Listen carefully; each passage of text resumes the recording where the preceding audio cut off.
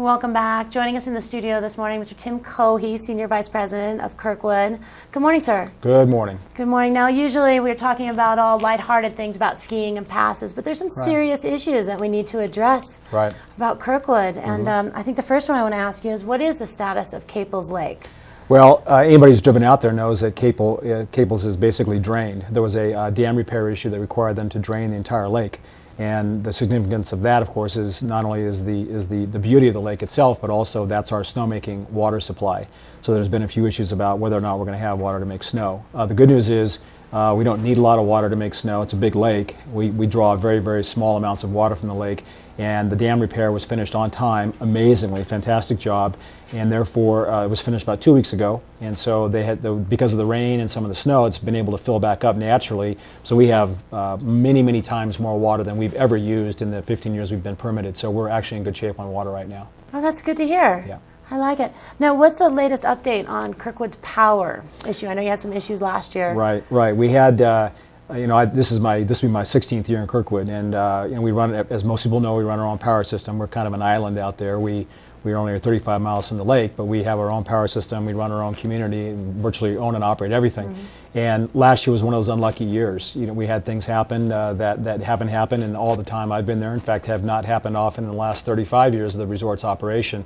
Where we had bad luck with power, bad timing, and so this year we went to great lengths to basically create an entire redundancy system. So whatever, our entire power system now is completely backed up with in essence, a duplicate power system.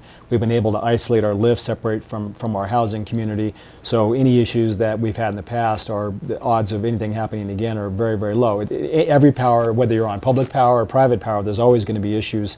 It happens here in Tahoe, happens at Kirkwood, happens everywhere. But our ability to reduce and almost eliminate those kinds of risks is about 100%. So we're in real good shape this year on power.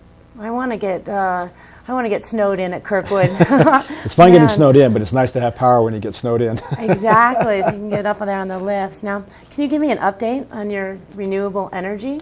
We've part of the intensity of the power issue for us has been to dive into the renewables, and we've had because of Kirkwood's location, we attract a lot of people who want to test out there. It's a great testing location for things that might work on a smaller scale to see if they do work before they get installed on a larger scale. So we've had a lot of success attracting solar companies. We have a lot of success attracting wind companies. We're investigating right now or solving with the Forest Service some great wind locations that are innocuous and not visible from the highway.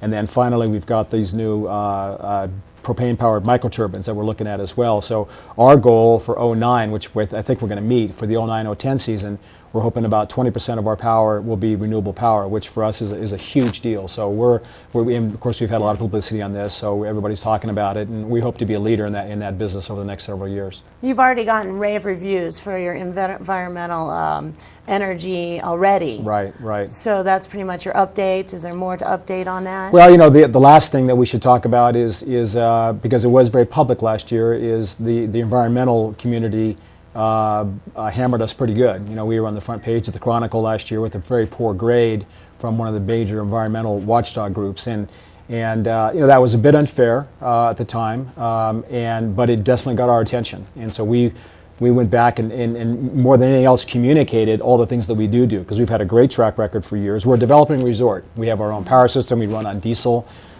which of course has a giant scrubber system on it. But we run on diesel. We are a developing resort, and historically, if the combination of those things is not good as far as the environmental community goes. So we went back and not only beefed up our efforts in some cases, but in most cases did a better job of communicating the efforts. And the results have not been released, but we've had some information that has led us to believe, well, in fact, we know the results are out, they haven't been posted yet, that we're going to have one of the highest grades ever in the United States by a developing resort. So we got the message from the environmental community, we've worked with them very closely, and we have a fantastic high rating this year, which we're very proud of at this time. Congratulations. Thanks. Yeah, I do. Yeah. And thank you, you for bet. protecting our environment and giving us... That's what we do. If you're in the ski business, you are a steward of either public or private land. Doesn't matter if it's your own land, doesn't matter if it's public land.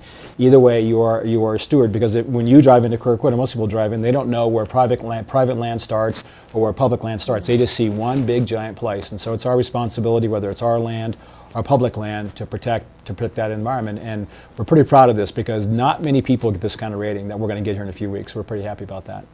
Excellent. All right, before we get into all the fun stuff that we're going to talk about next, we're going to go to a quick piece on snowshoeing at Kirkwood.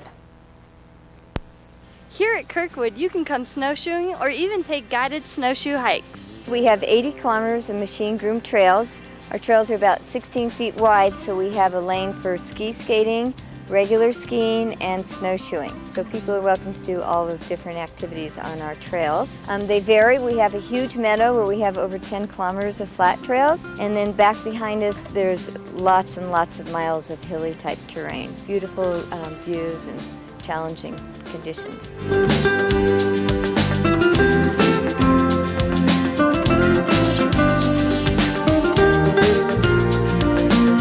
We have lessons every day at 10:30 and 1:30. We have ski rentals and snowshoe rentals as well. Once a month we have full moon snowshoe hike, sometimes twice a month if we can squeeze 2 weekend nights in. And we go out for about 2 hours and just have a good time in the sky's lit by the moon. It's really spectacular, and the snow's all sparkly and the shadows and everything. And it's kind of a history trip as well. We talk a lot about Snowshoe Thompson and different people that have been through this area.